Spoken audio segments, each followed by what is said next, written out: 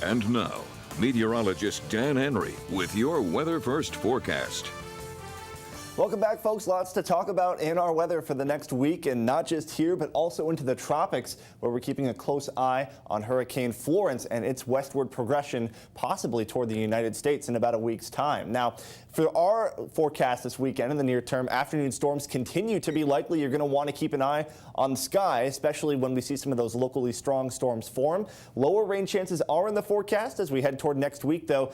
And as I mentioned, in the tropics, in about 7 or 8 days' time, things could be getting very interesting with regards to Hurricane Florence and how it could potentially move toward the United States in, again, around a week's time. So more on that in just a moment. 71 to 73 for our inland lows, and starting off Friday nice and mild, but getting warm once again as we head toward the afternoon with a 70% chance of rain on the board. Now, I want to get right over to the tropics here. Here are our areas of investigation.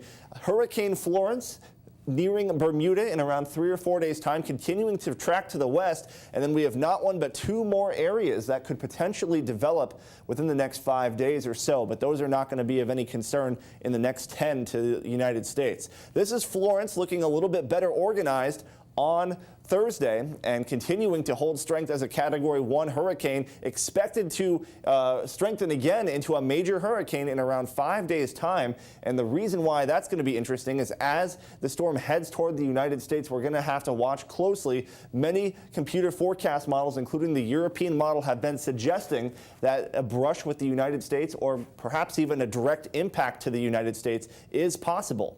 Now, as far as in Florida, it looks to be more of an outside chance that Florida will see direct serious impacts from Florence. This is going to be more of a concern for the Carolinas, the Delmarva area, and then potentially New England by the middle and end of next week. So if you have friends or family there, keep a close watch on Florence.